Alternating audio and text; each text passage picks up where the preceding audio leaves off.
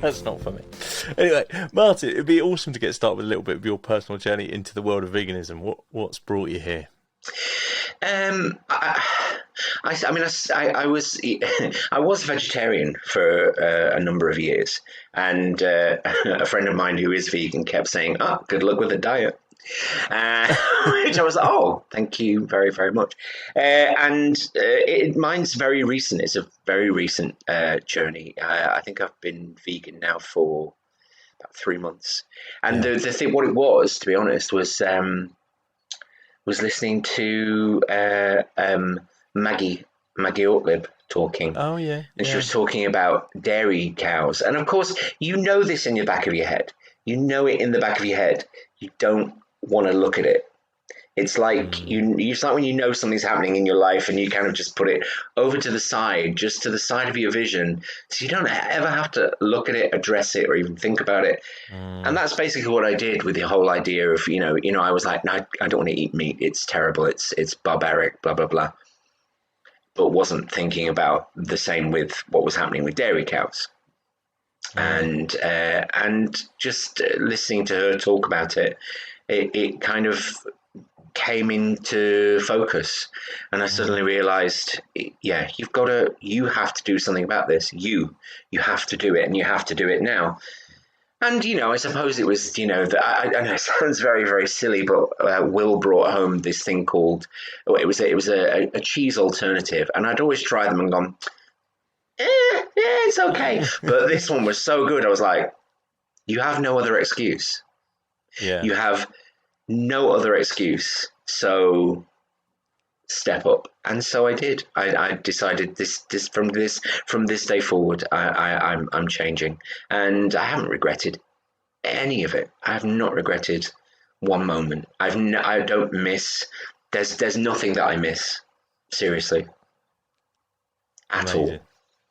And how have you found the shift, the last sort of few steps from vegetarianism onwards? To be honest, it's been easy. I mean, the thing is that even supermarkets these days are so good. Everything is there for you. I mean, I know I find it interesting that there's so many sort of substitutes out there. It's like, hey, do you want a burger? You've got a burger. Hey, do you want a steak? Not really, but you know what I mean. It's all there. It's all there if you want it.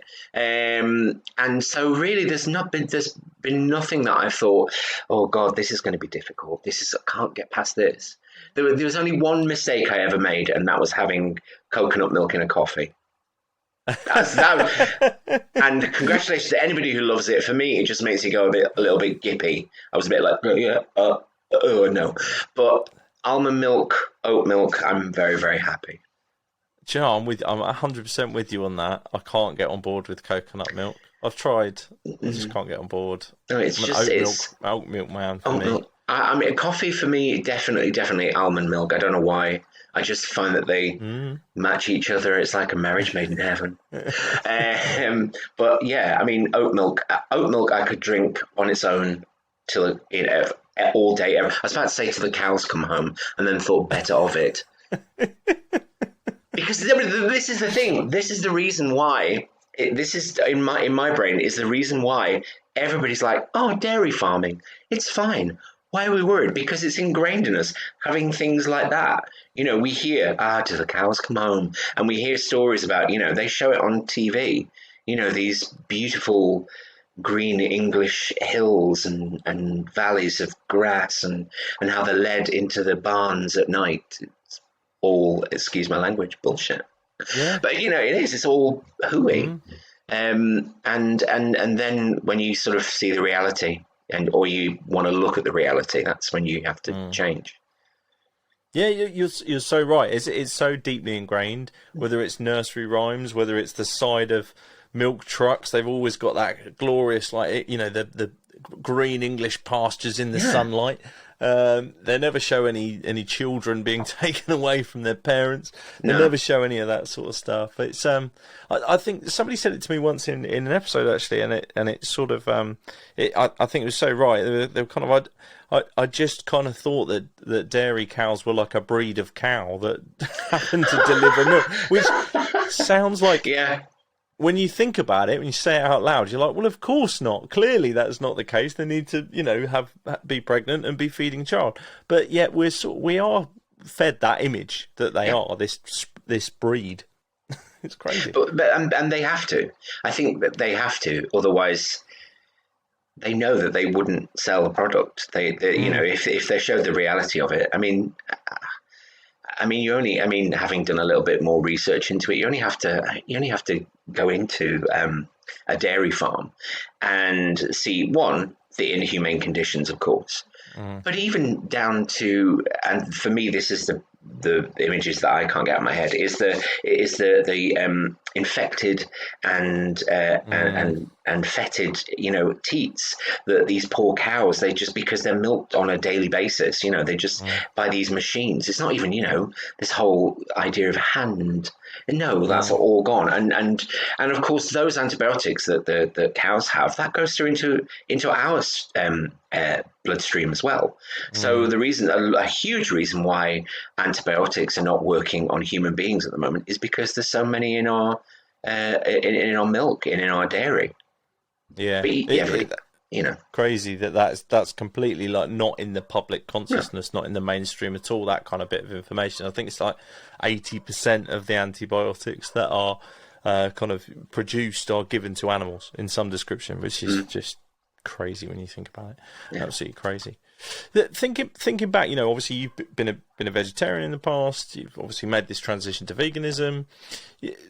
And you mentioned there when you were talking about your story around dairy that it's kind of in the back of your mind somewhere. Do you recall, like, maybe hanging out with some vegans in the past? Was there kind of the sort of the shadow of veganism somewhere in the background for you?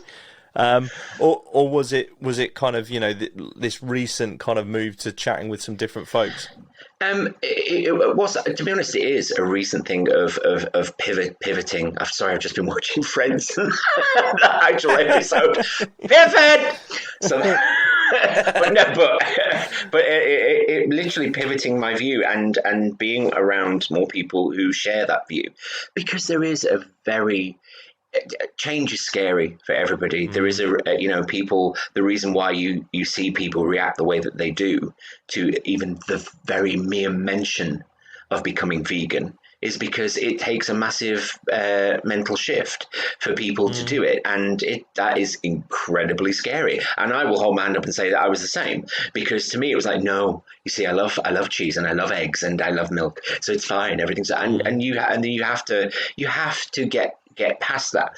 For me, it was mainly because I was on a daily basis, I started to have vegan people coming into our house, on a daily basis, because of course, my other half, Will, is a vegan PR. It's all he does. He only deals with vegan people. So of course you've got people coming around and they're telling you things, and it does open your mind. It really, really opens your mind. I think I know he's learned some things. I mean, he's been vegan for way longer than I have, but he's learning things on a daily basis. I think I think for a long while we both thought it was enough to sort of, as long as we're having vegan burgers, everything's fine. And at the moment, I'm trying to make that shift into saying, I think we've done enough of the substitutes now. Let's figure out our recipes, stuff that we really, really like, that actually we think tastes good and is good for us. So I think it's that. I think it's that whereby the thinking changes, because you hear it on a daily basis, because people don't hear it on a daily basis. They just kind of, it's there. Again, it's that thing. It's there. But nobody wants to look at it. It's fear. Yeah. I'm interested in that point you raised there about the transition, using substitutes, using these kind of maybe to some extent more processed foods, but these, certainly the things that feel familiar as a kind of a substitute, as a transitioning point. And I'm kind of really interested in that. I speak to a lot of people about that.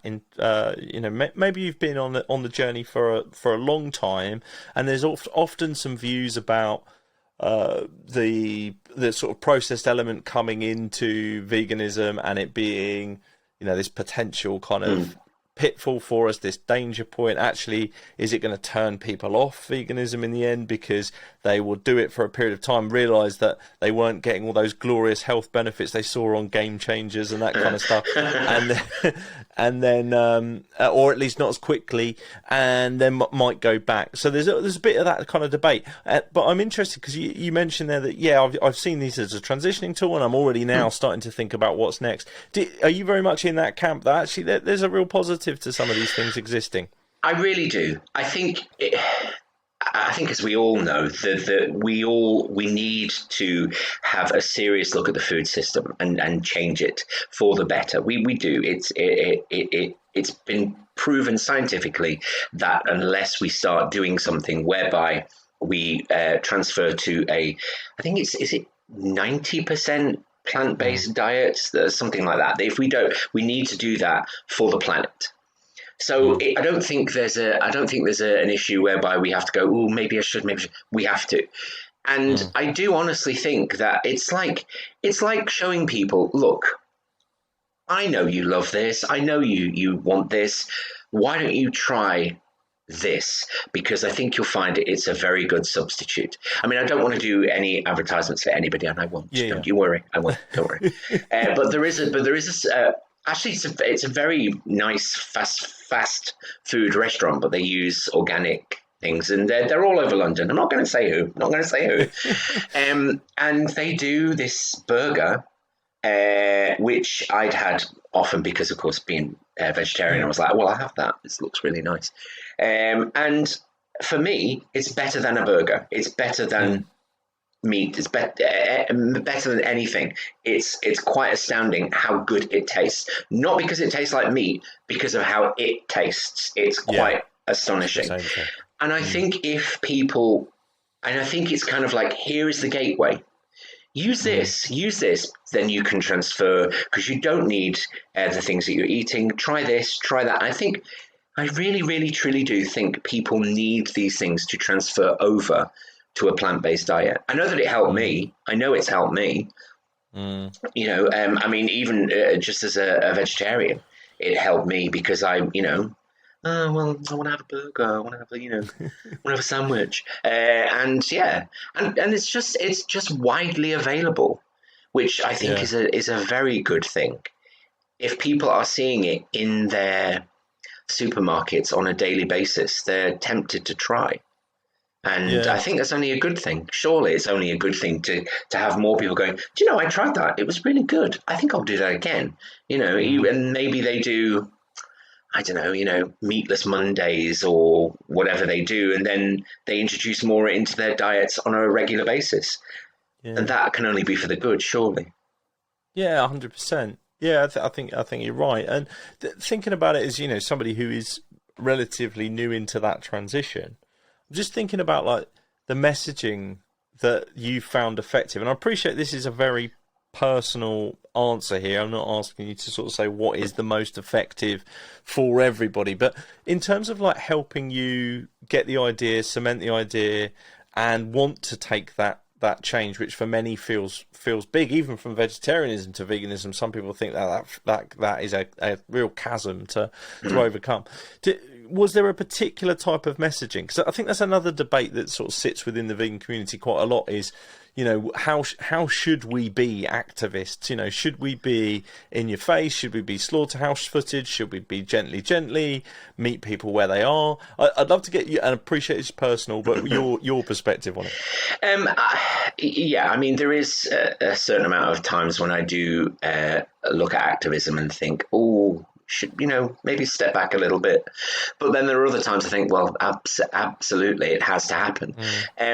For me, I think the best message that you can give is because what we really need to do is target meat eaters. I don't mean target them in their homes. I don't mean that. Get them! Not like the purge or something. No. The vegan purge.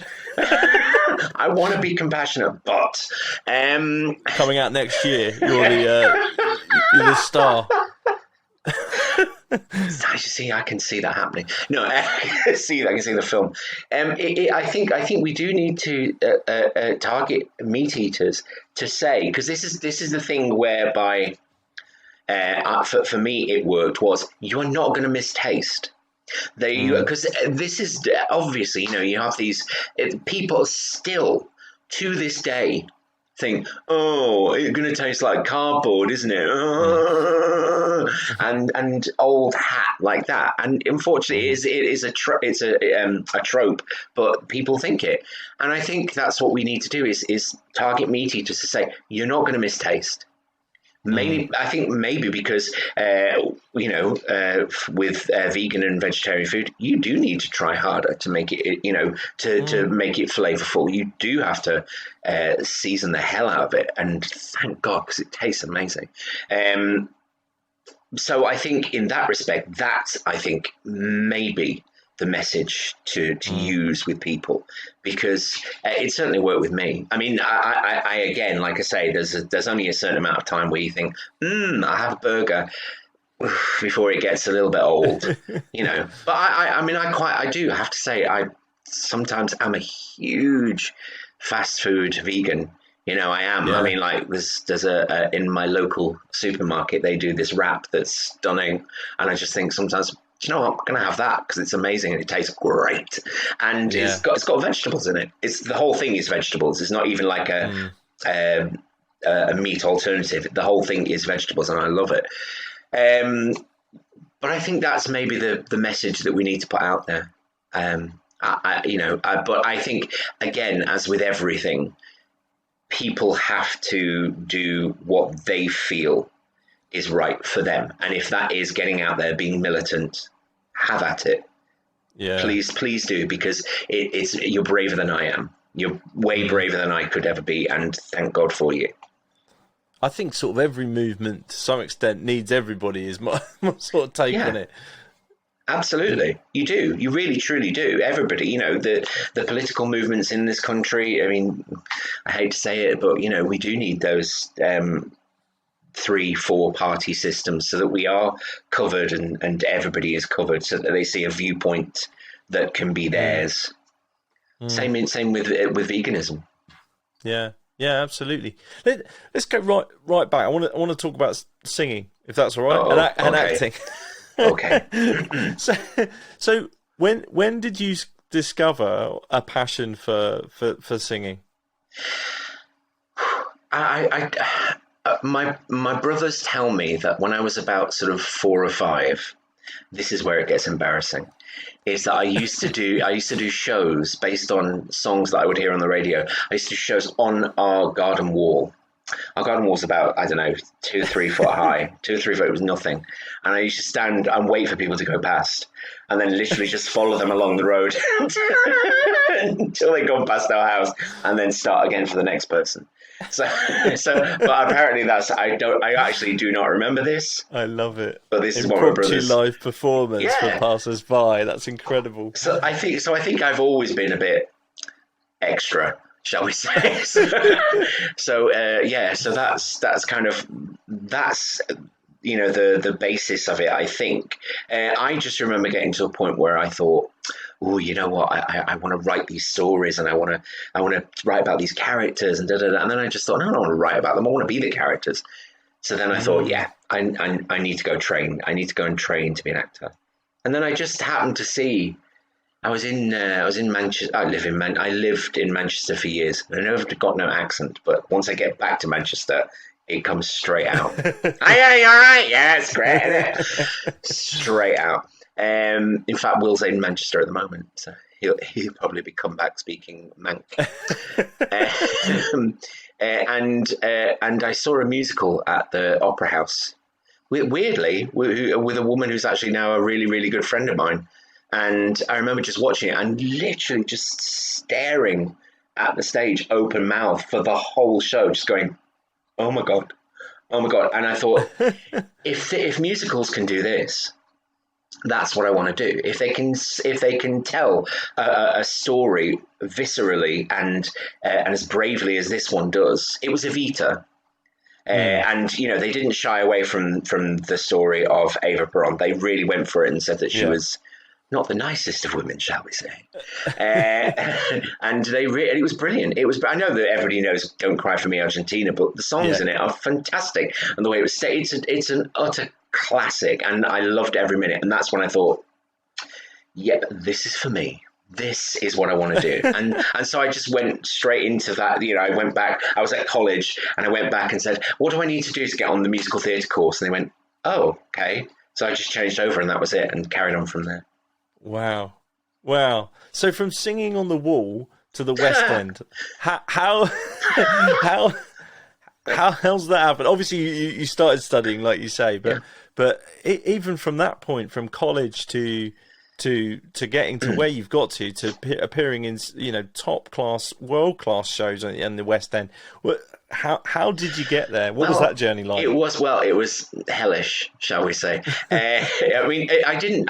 Once I left college, I think everybody thinks that you're going to be in college, and I see it all the time. You see, especially now that I'm of a certain age, I'm not going to say what. And you see it. You see kids coming out of college, and you go, "Oh, bless," and they're just like, "I'm going to do this. I'm going to be a star," and you think, "Yeah, no. It's not going to happen," unless there's very few people where it actually does. Literally, they go from their first job starring at the Palladium, and it's like, wow, okay, good for you. I didn't. I literally left college and went, okay, what am I going to do? Nobody would touch me. I don't mean in that way. I mean, nobody would come anywhere near me. It was literally like, oh my God, what am I going to do? What am I going to do? And when I left college, I think it was about a year and a half before I actually got a sniff at a job, and it was the weirdest way possible. I have to tell you this story because it's my shame, my utter shame, and also it's kind of like one of those stories you go, oh. There was a club in Manchester called the Press Club, and it was kind of an after-hours drinking establishment. That makes it sound really nice, but it wasn't. The establishment makes it sound nice, but no. I loved it because I used to work at the Palace Theatre as an usher. Right. Oh, there's some more stories there, but we'll leave those for another time. But anyway, we'll get to them another time. But we just finished a night working on the show, and I was watching the show and thinking, this is so good. I really wish I could be in this. And, I knew I could sing. And at the Press Club, they used to have a live band. And so they did live karaoke. Mm-hmm. And I'd had a few sherries, shall we say, or 70. And, and decided, I'm going to do it. I'm going to get up and I'm going to do karaoke. So I sang Summertime. Right. I don't know why. I don't know why I chose that song, but anyway. And this girl came up to me, who was one of the cast of the musical. And she said, can you sing like that sober? Which I was like, yeah, I can. What? Really belligerent. And she went, phone this number in the morning and you're going to get an audition. I was like, sober like that. And went home, phone in the morning. Yeah, got an audition. did about 3 auditions and got the job. And it was my first job from being utterly rat-arsed to getting my first ever tour, which was Chess, the musical, written by ABBA. It's fabulous. It was pretty special. But yeah, so good things can come out getting drunk. Not many. But some things can. I don't do it anymore. Don't do it anymore at all. Or I can't. No. What an incredible story. Yeah. Weird. Very weird. But that's literally how it started. Forget the training. Just getting in there, getting drunk. Well done, me. Well, it's unique. It's unique, absolutely. Yeah. And talk us through some of the shows you've been in since, because you've been in all kinds of different things. I mean, just a few of them. I've worked a lot for Andrew Lloyd Webber. Most people will know him because he wrote Cats. He also did Cats, the film, which is an abomination and needs to be burnt. It's really not my favourite. I I, love the people who are in it. Don't get me wrong. The people who are in it are great. Apart from James Corden, he can do one. I've got friends in it, and I just think they're utterly fantastic. And I watch it, and I think could have been so good, and it's just tosh, unfortunately. But yeah, I've worked a lot for Andrew Lloyd Webber. He probably not anymore after that. to be fair, if he listens to the Bloody Vegans podcast, I'd be pretty impressed. You never know. You never. You never know. I have to say, I was looking at the famous vegans on Wikipedia about a week ago, thinking, oh, I wonder, the fraternity that I belong to. Let me go and have a look. And I was like, oh, there's a couple of mass murderers there. That's interesting. Oh, how lovely. But, Hitler was a vegetarian, so I'm glad to have left that one. So that's fine by me. But I've so a lot for Lloyd Webber. I've done Joseph on stage and on film. I've done, how many musicals have I done? 1, 2, 3, 4, 5, 6 of his musicals. I also 2 that he produced but didn't write. I did Sound of Music and The Wizard of Oz. He wrote some new songs for The Wizard of Oz. Right. What else have I done? I've worked for a guy, probably nobody knows him, but I think he's a god, and that's Stephen Sondheim. Worked for him a couple of times, just amazing. I've done Chicago. I did that all over the world, went on international tour with that. Went to Broadway, all over America, Europe, the Far East. Oh, yeah, it's stunning tour, because that's the most amazing part of the job, is getting to go to other places. It's lovely being at home, which is what I want to do now. And all I ever want to do now is I want a job in the West End so I can just get back to Watford and just be in my own bed. Sorry, because those days of wanderlust are gone. I'm afraid I just want to be at home now. But in that day and age, it was phenomenal. I mean, just like going to South Korea and then going into North Korea, just have a look. Yeah. Just have a look, because they said, we'll take you over. We're like, no, we're fine. No, come on with us. It'll be fine. Don't worry about it. Okay. Yeah. So, yeah, just stuff like that was quite... And it was all cool, I take it. Well, I mean, you're here to tell the tale. I mean, we didn't have any problems because it was all sanctioned. It was we were working not for the South Korean government, but we were working for a very big company over there, and they basically sorted it all out for us so that we could go and we visited the I wanted to call it the DMV, but that's not right. DMZ, demilitarized zone. So we visited there, and then we went down this sort of back road and literally the next set we were in North Korea, and you could really tell, because like no street lighting and things like that. It was very odd, really odd. Wow. Yeah, it was just like I can't really describe it. It's a very strange place. But we were there. I mean, we were there for all 5 minutes, and they went, right, on the bus, let's go. And we were back in Seoul before you know it. But yeah. And then that evening, you're back in Seoul doing Joseph or something. We were doing Chicago. Come on, babe. Why don't we make a it's like, how did that happen? It's bizarre. Oh, that was one of the strangest things I think I've ever done. We were, one of the producers was a Buddhist monk, right? Which was weird. Which was like, where did he get the money from? But anyway, good for him. And we went for this ceremony where he wanted to bless the show, and we were on. I'm quite a big guy. Always have been. And I was on my knees for about an hour going, oh, please this be over. Please let it be over. And just every now and again you'd hear Chicago and a stream of stuff. You were going, what?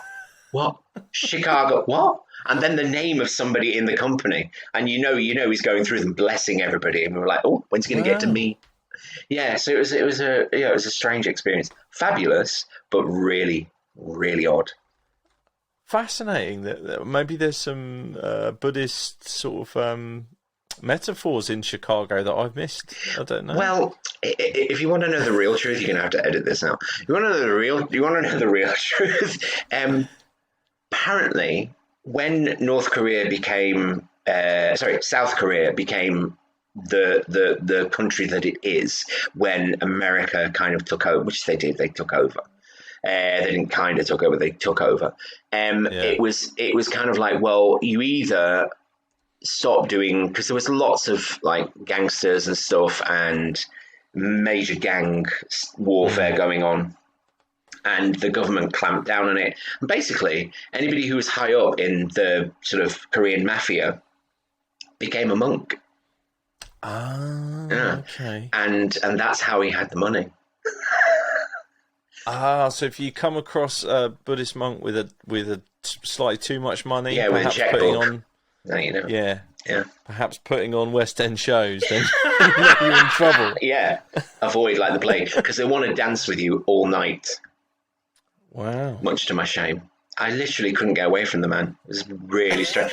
And the worst thing is, our company manager, who's like supposed to be there to protect you, was like pimping me out. I'm like going, no.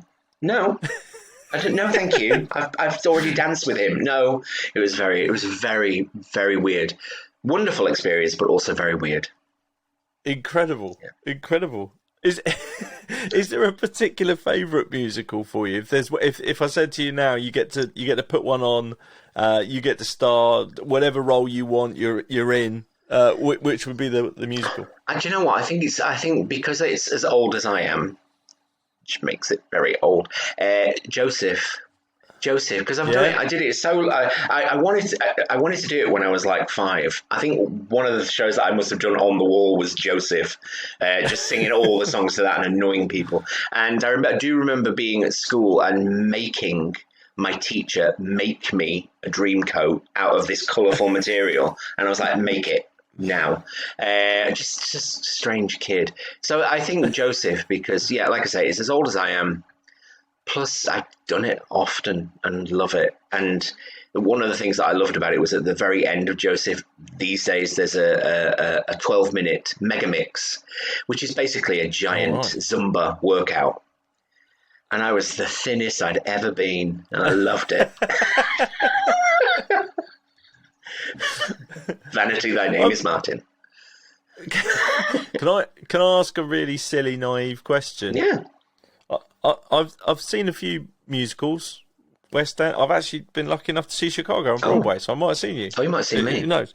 I might have seen you. And I'm always like amazed at and obviously these people are like, they're the best in the business, right? But I'm always just amazed, like night after night, matinees, evening shows, like they're just absolutely bringing this ridiculous level of energy. And if you're lucky enough to see 2 shows in a row, like the same show a couple of nights or something like that, you kind of really see it. You think, oh my god, it's like it's somehow the same, but yet there's difference to it, and it's amazing.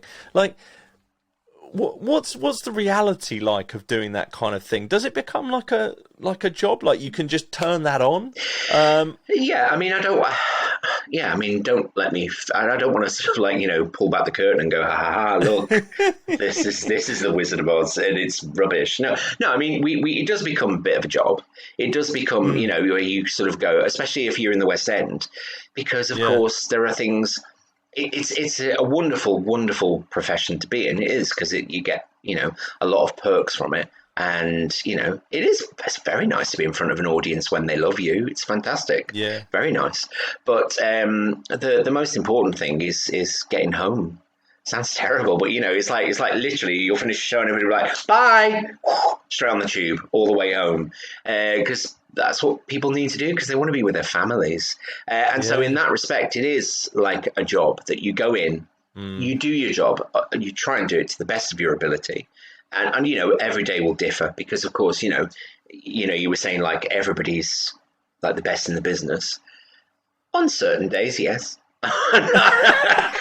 And on other days, well, because of course, everybody has an off day. And especially, you said yourself, you have a 3-year-old, and I've been working with, not recently, but in the past, worked with new fathers and new mothers, and they're just going out of their mind, and you can literally tell they've had an hour's sleep and they have to get on with their job. And that kind of thing is wonderful, I think, because they're doing it, one, because they love it, but 2, because they're doing it for their family. and Yeah. and that's wonderful. So in that respect, yes, it is like a job, but Yeah. you get the perks of all the other things, like, you know, applause and, and totally. acclaim, you know. Well, there's not many jobs where you have a good day in the office and you get a standing ovation for it. Exactly. I mean, you know, the most you might get if you know is your boss going, "Well done, that's really good," which is, you know, nice. But that, you know, imagine 2,000 people doing that. It's like, so thank you so much. It's wonderful. There is very often, if I have to take a bow on my own, I will cry. I don't know why. I have no idea why. I will cry my eyes out because it just affects me in that way. Maybe I don't believe I deserve it, Jim. I don't know. But I don't know. It's pretty deep. To me, I've got whilst we're in a personal disclosure space, every musical I watch, I cry at. Oh. I can't. There's something about people singing that well, yeah, and it being so, and then belting it out. It makes me like. Again, personal disclosure. Watching your YouTube on, I always get this the wrong way around, but Portugal's Got Talent. Yeah. Watching it was Rise Like a Phoenix, I think you did, wasn't it? Yeah. And I was welling up. Oh, like, was it that bad, Jim? Sorry. I mean, it's incredible. It's genuinely, it's incredible. But it does something to me that when people can sing that well and they're absolutely belting it out, giving it their heart and soul, I'm just amazed. But, I mean, it's not really a question; it's more of amusing. I'm just telling you. No. I mean, but the thing is, I mean, I love to hear that because I do. Whenever I do something like that, I do try and put my absolute heart and soul into it. You know, I can't do middle ground. I've been, and a lot of people don't like it because I can't what they call mark. I can't like do it halfway. Yeah. I'm terrible. I just have to give all the time, even in rehearsals, which people don't like. I'm terrible. I'll be like giving 100%, and then I'm going, Jesus, you know, give us a break. Give us a break. I'm just, you know, I've had an hour's sleep, but I can't. I just find it really difficult to kind of not do the show, and when we're even in a church hall rehearsing, you know, I'm just the way I'm built, I think. So yeah, I do. Thank you for saying that. I do try and put my absolute heart and soul into it. Oh, you can feel it. You can absolutely feel it. Even on a YouTube video, watching it on your phone, you know, like I think that for someone to have that level of talent to be able to affect people emotionally in something like that is just like, you know, if you're a spiritual person, I think it's, you know, it's God given. You know, it must be. It's incredible. That's very incredible thing. But again, at the end of that, there's me crying because people are recording me, and unfortunately, it's showing all my chins, which is not very nice. The moment I start crying, I go, and the chins come out, it's like, it's not fun. Not fun. The crowd, the audience reaction in that, though, I mean, I think, you know, I wasn't alone in being affected in that way. Like the standing event, I can see why you would have choked up in that moment as well. It just looked like an incredible reaction from that audience, you know, and so like an organic one, just amazing. And I truly didn't expect it because everybody goes, "Oh, you knew that was coming, didn't you?" I'm like, no, I honestly didn't, because if I'm honest, you never know with these things. It's such you're putting yourself completely and utterly on the line. Because it's very different, you know. I mean, like, you know, if you're doing a show, you know what to expect. You know, if you're going to the West End, you know what to expect. And you're there because they like you and they want you to do well. Whereas if you're doing these things, it's like, well, you have no idea what they're going to say about you at all. I mean, you know, so I was honestly expecting them to go, oh, nice voice, but, you know, you're 51, so why are you here? That's honestly what I thought was going to happen. So then, and that was 2 years ago. So, so it was. I did honestly think that maybe they would just go, nice voice, but no. So to get that was quite astonishing. I never thought about that, but that, I mean, it's pretty obvious to you, but it never occurred to me that idea that, and you're absolutely right.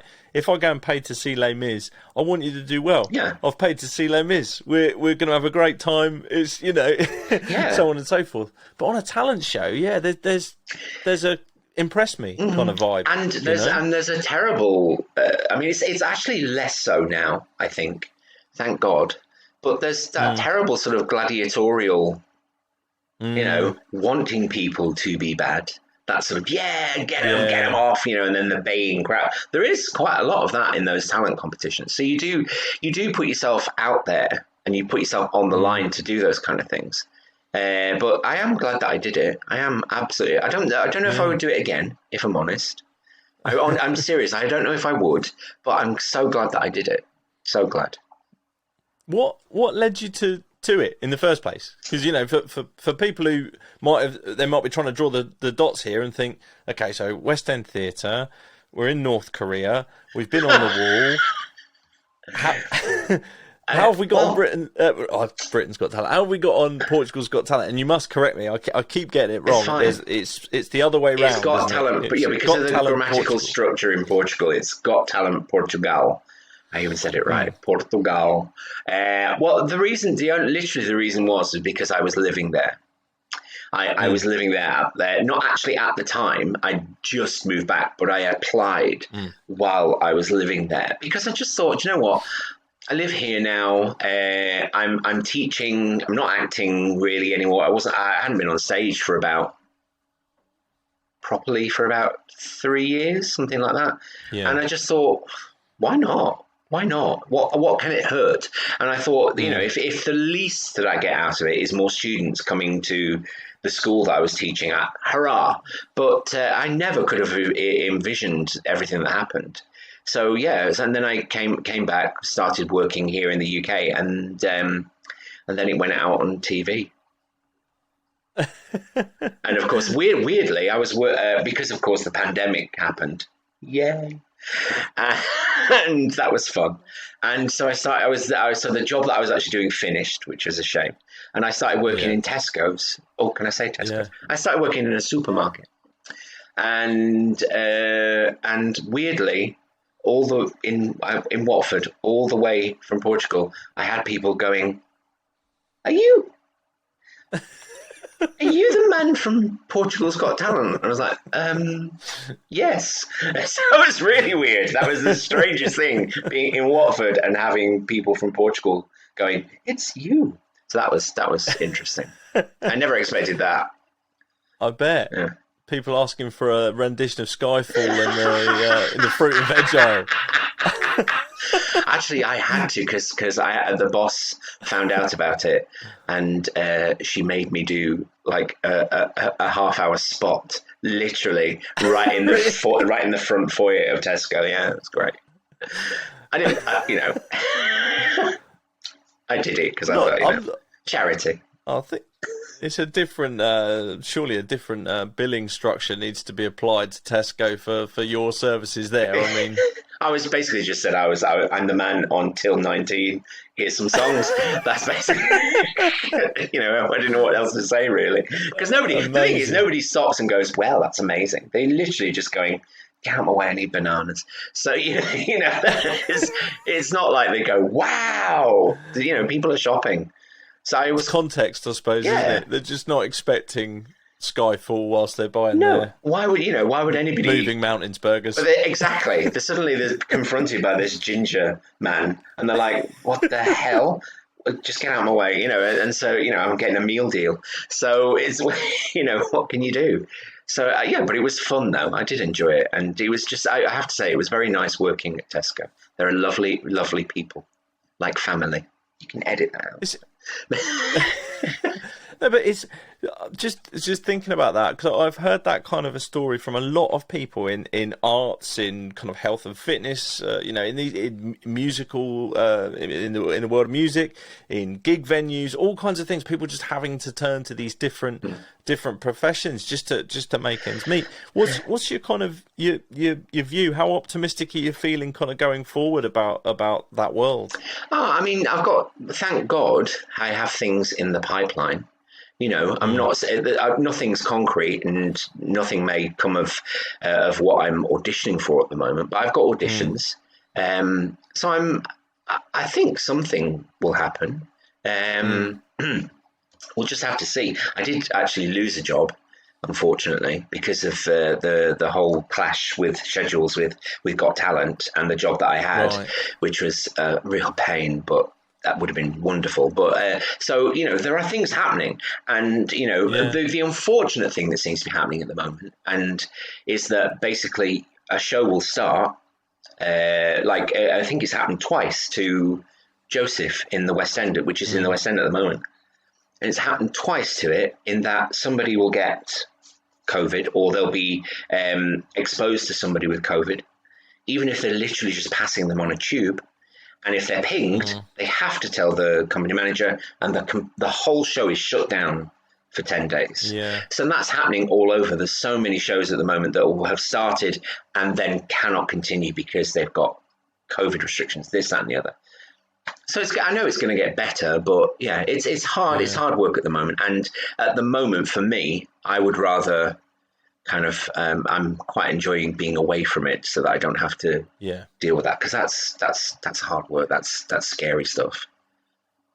Yeah, absolutely. I sort of wonder whether, and you'll be best positioned to talk about this, but I do sort of, looking at and speaking to the few people I've spoken to in these kind of fields, wonder how much or how little support they've had really in this space, because I do think it's they're the kind of things that actually our culture's built on, music, performance, art, these kind of things they're so critical to us, but yet they're almost like the first things to go when you're in this situation, or the first things to not be supported. So is that kind of your experience of it? Yeah. Do you think there is enough support going on? No, I mean, that's the unfortunate side of everything. I mean, I think people in the arts are looked upon as like, lovies. There is that idea that, it's the lovies. And people forget, well, they are the people that you watch on TV every night. They are the people who are in EastEnders. They are the people who are in Coronation Street and all the other soaps that you watch on a regular basis. These are those people. And certainly I have received zero help from, what's it called, Sizzle or or something like that? Zero, because of the tax position that I'm in. And that's been the same for an awful lot of people. There's been a few charities that have been offering. I've tried not to take it because I know that there's people way more in need than I am. And thank God, like I say, I managed to get some work, even if it's just in a supermarket. I managed to get something that meant that the rent was being paid and the bills being paid, etc. So, there are charities out there that have been helping the arts, and that's great. But no, nothing has been done to truly help them, and it's such a shame. It really is a shame, because I think people do take people in the arts for granted, because they think we earn a vast amount of money, and we don't earn a vast amount of money. We do earn a comfortable wage, but it's not like in the thousands upon thousands upon thousands of pounds that people think happens. It just isn't. But yeah, I think you're right. I think some people probably see the very small percentage who are at the very top end of the toppest, the work for Marvel or whatever, and do a franchise film. That's not the reality of cast and crew in most productions, I imagine. Oh God, no. I mean, you've got certain people who will be on a very good wage. I know of a certain actress in the West End who a couple of years ago was on an amazing wage, and I was just like that. Well, you know what? She deserves it, and I'm glad she's getting it, and that's absolutely deserving for her. But then there'll be other people who'll just be doing their day to day, and they get, I don't know, maybe about like 1,200 a month, something like that, maybe a bit more. It's not a lot. It's not like thousands upon thousands of pounds. It's but it's a monthly wage, and it pays the bills, and that's what people love to do. I mean, there is unfortunately a lot of actors and actresses out there who do have to take a second job, but isn't that most people these days? Yeah, everybody. Sadly so. Yeah, sadly so. Yeah, sadly so. Going back to Got Talent, because I'm still fascinated by that. I know I've jumped around here, but we got somewhere, so I want to go back to it. You got all the way to the final, right? Yeah. Which is just amazing. Yeah. What the reaction from the folks over there, did they were they fascinated that this kind of guy from Manchester, England, had come over and had got that far? Was it kind of a bit of a surprise to them almost? Well, it was a bit half and half, I have to say, because the unfortunate thing is, and I think this is endemic to every single country in the world, there is a certain amount of the population who'll be like, well, it's Portugal's Got Talent, isn't it? It's Britain's Got Talent, so why are they here? There's bound to be, because it just is. The unfortunate thing about that is that they are incredibly vocal on Facebook. so under my videos, I was like, oh my goodness, there's hundreds of comments. Oh. And it was just awful. Somehow I was just like, I'm not going to read this. I have to turn it off. Because some of them were just truly just awful. Just slightly, some that were a tiny bit homophobic, but the vast majority of them were mostly xenophobic about why is he here? It's Portugal's Got Talent, etc., etc. But that happens over here. The amount of people you hear going, why are these people from Hungary on Britain's Got Talent? La, la, la, la. Pathetic. But so that was so there was about, I would say, an unfortunate vocal minority who were like that. But the vast majority of people who've reached out to me have been wonderful and so supportive and just really lovely. And it has really made it a great experience just to have that sort of support. So there's been lots of support there, which I was so surprised about, because I just thought people would kind of go, oh, he's from Manchester, he's from England. Why? So that's been great. And knowing, just the actual night, I stupidly decided to keep my phone with me, not on stage, but when I was off stage, and I was just looking through it, and it was just getting messages on Instagram all the time. And I was like, but it was off support. It was lovely. So there's, like I say, the vast majority of people were lovely, but there was a vocal minority who just were not happy about the gringo doing Got Talent Portugal. But how were you feeling in that final? I can't imagine, you've sort of applied for it on a bit of a, well, I'm here, let's give it a go, and then you must have sort of pinched yourself. What am I doing here? It was so weird, because you have that. I'm terrible. I like to be as self-effacing as possible. I don't like to aggrandize myself in any way, shape, or form. I just feel a bit weird about it. I don't know, anyway. And so to be there at the final was very much like, oh my God. Oh, I could win. Oh, I could win. Oh, I could win. And it was very difficult to kind of find a balance of going, oh, I feel okay about this. I might win. I might not win.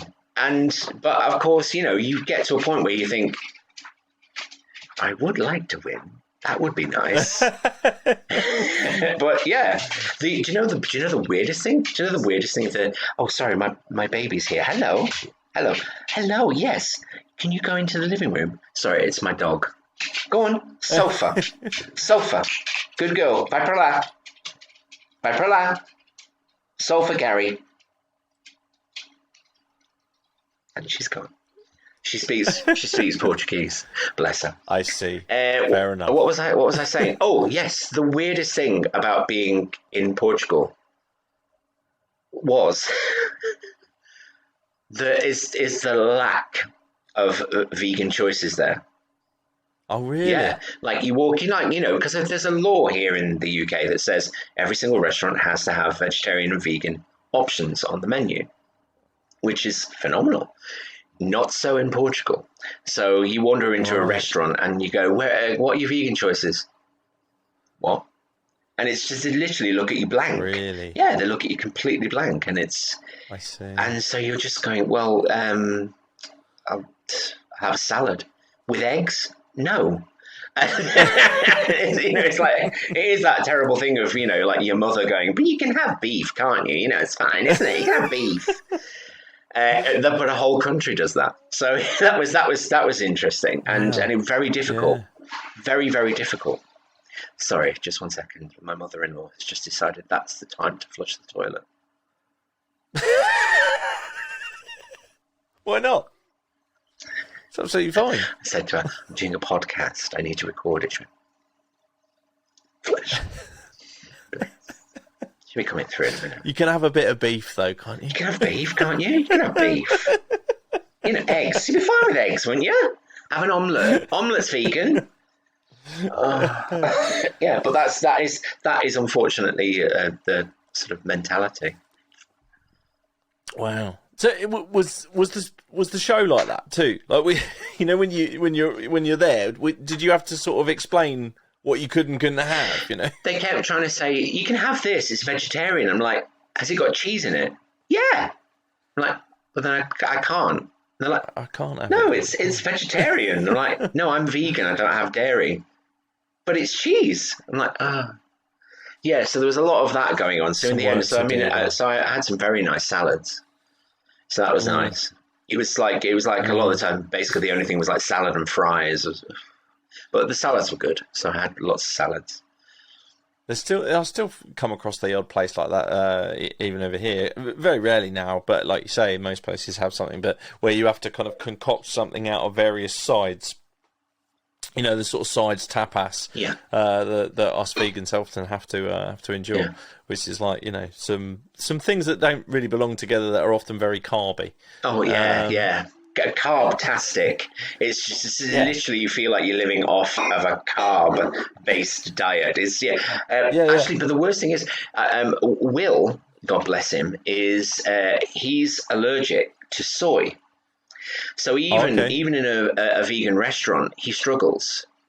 Yeah, he struggles quite a lot because lots of things are made with soy. It's a bit of a staple. Yeah, and so he can't have that. So he's I saw him. He had like he sent me a picture of his meal, which I thought looked lovely, but he was like, it was like an endive salad with pomegranate and endive leaves, and I was like, that looks great.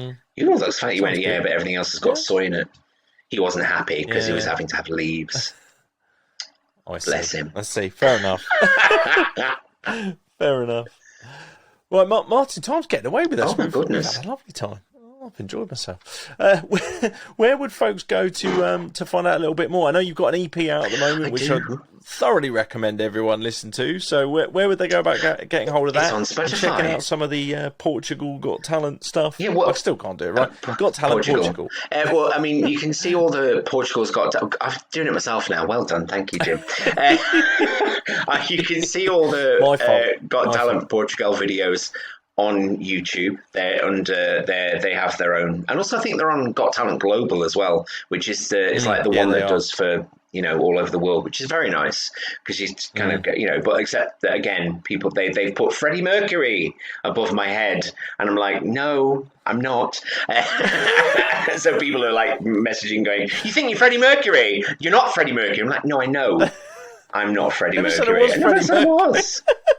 But so you can see those on YouTube. I do have an EP out. It's called Saw, and it's on Spotify, which hopefully if you're listening on Spotify now, listen to the end of the podcast and then go and listen to the EP. Click away. Yeah, exactly. So yeah, and it's all on all the other digital platforms as well. Wherever you can download, stream good music, and mine too. So it's there. Yeah. Well, I will put a link in the show notes so people can, as soon as they've finished listening to this, they can give it a click and head over to their music provider of choice. So, all good. Right, please 100%. Thank you, Martin. It's been an absolute pleasure chatting with you. Thank you so much for your time. It's been great. Dogs and toilet flushes and all sorts as well. I've loved it all. What can you do? All staying in. Oh, good. All of it staying in. Sure, my mother-in-law will be happy. She's outside having a fag at the moment. God bless her. We'll leave it all in. Yeah, why not? Why not? Thanks so much. It's been a pleasure. My pleasure. Thank you, Jim. Cheers, mate. Bye.